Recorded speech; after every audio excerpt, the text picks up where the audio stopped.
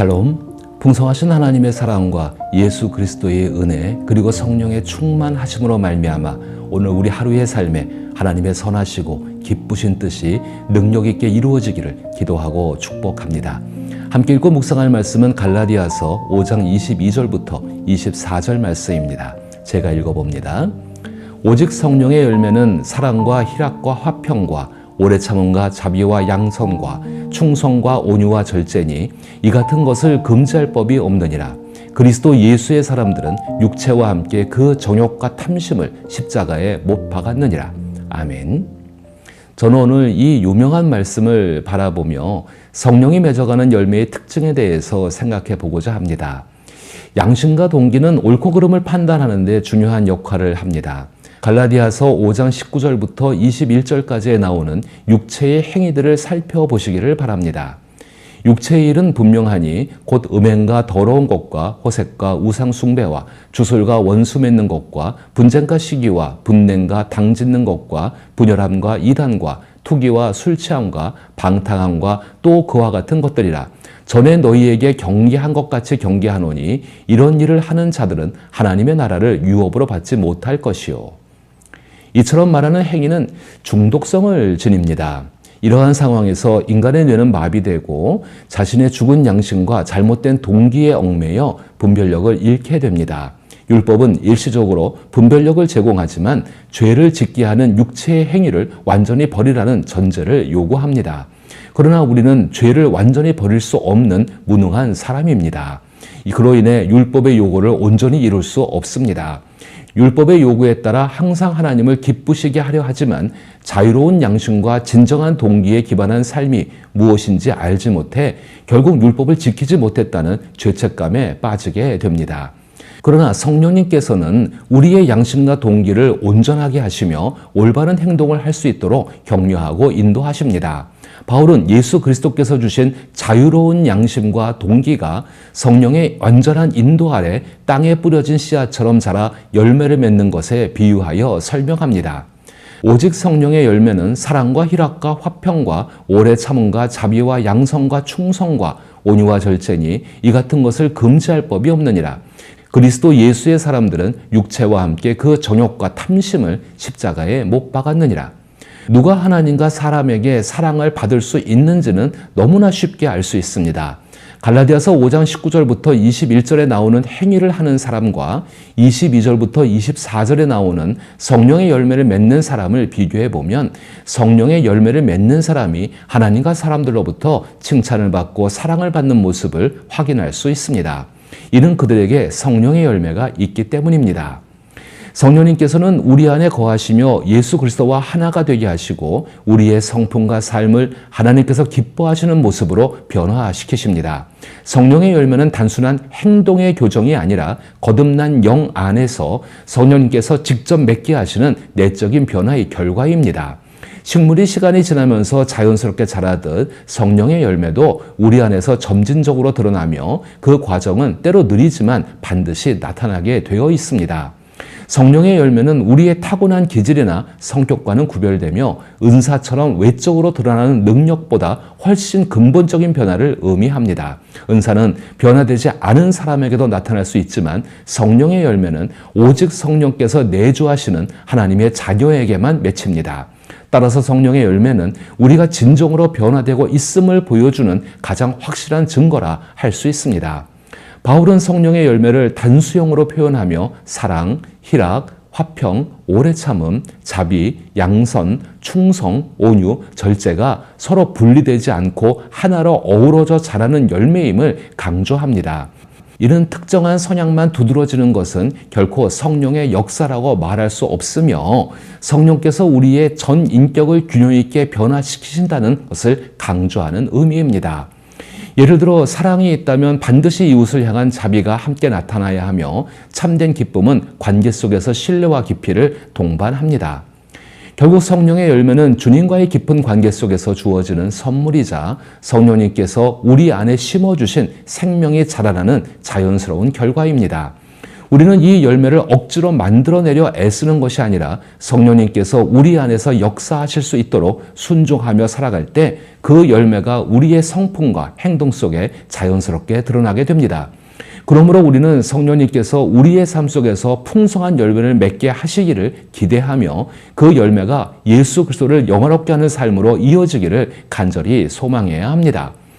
더욱이 예수님께서는 마태복음 7장 20절과 21절에서 성령의 열매가 이 땅에서 아버지 하나님의 뜻에 따라 살아가는 천국의 삶임을 분명히 말씀하셨습니다. 성령의 열매는 천국 백성, 즉 하나님의 가족으로서 성령께서 우리 안에서 이루어 가시는 결과입니다. 예수님께서 그들의 열매로 그들을 알 수 있다라고 하신 말씀은 그 사람이 맺는 열매가 어떤 동기와 이유로 맺히는가를 의미합니다. 또한 변화된 신분으로 살아가는 이들을 도우시는 성령 하나님께서 자유로운 양심과 진실한 동기에 순종하도록 인도하신다는 뜻이기도 합니다.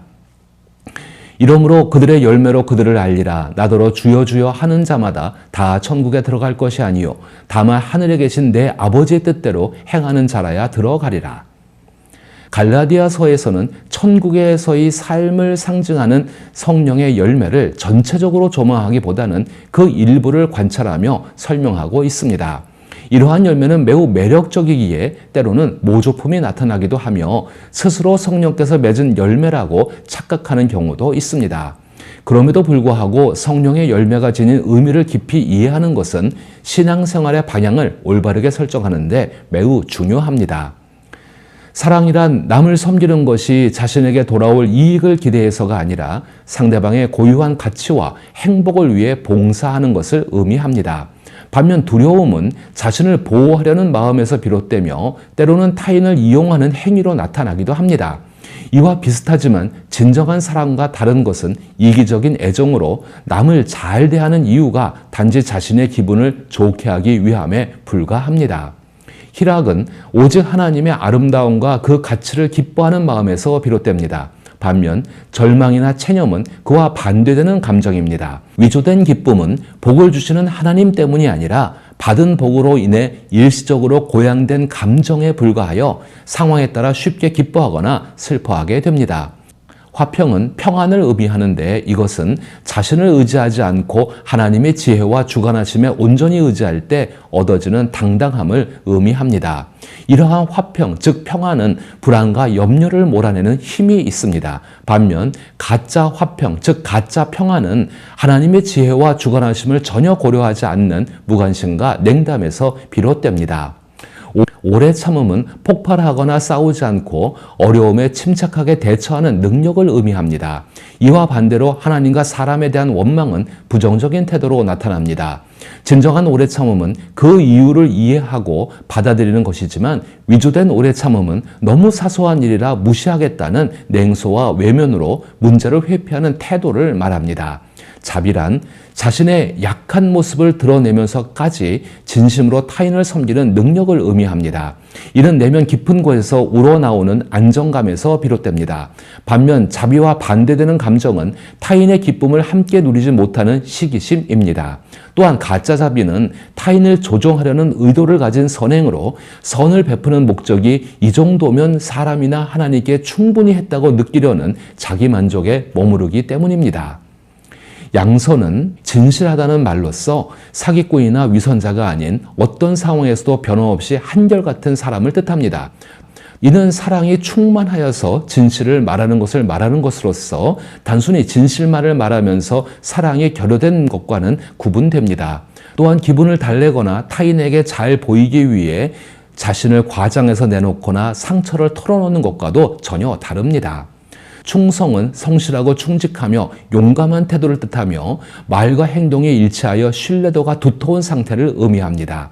반대로 좋을 때만 곁에 있는 기회주의자는 진정한 친구가 아닙니다. 위조품은 사랑은 있지만 진실성이 결여된 것을 가리키며 즉 직언이나 이의를 제기할 의사가 전혀 없는 사람을 의미합니다. 온유는 겸손을 뜻합니다. 이와 반대로 우월감이나 자아도취가 있습니다. 겸손은 열등감과는 구별됩니다. 겸손하신 예수님을 떠올려 보십시오. 모든 것을 할 수 있는 하나님의 아들이신 예수님께서 스스로 내려놓고 낮은 자의 모습을 보이심으로써 하나님의 영광을 드러내셨습니다. 절제란 급한 일보다 중요한 일에 집중하는 능력을 의미합니다. 이는 결코 충동적이거나 무절제한 태도를 말하는 것이 아닙니다. 겉으로는 절제처럼 보이지만 실제로는 그렇지 않은 위조된 절제는 교만한 자기 통제 욕구에서 비롯된 자기 의지력에 불과합니다. 성령의 열매는 각각 고유한 특징을 지니고 있지만 모두 서로 연결되어 함께 자라납니다. 성령님은 그리스도 예수 안에 있는 사람들과 함께 하십니다. 그리스도인은 육체의 정욕과 탐심을 십자가에 못 박고 부활하신 예수님과 함께 영적으로 새 생명을 얻은 사람들입니다. 성령님은 이 모든 일의 증인이시며 새롭게 태어난 우리 안에 예수님의 성품을 드러내는 열매를 맺게 하십니다. 갈라디아서에 나오는 성령의 열매 목록을 기억하며 우리의 양심과 동기를 주 예수님께 고정시키고 성령님의 도우심을 받아 영원히 누릴 천국의 열매를 맺어가기를 기도하며 축복합니다.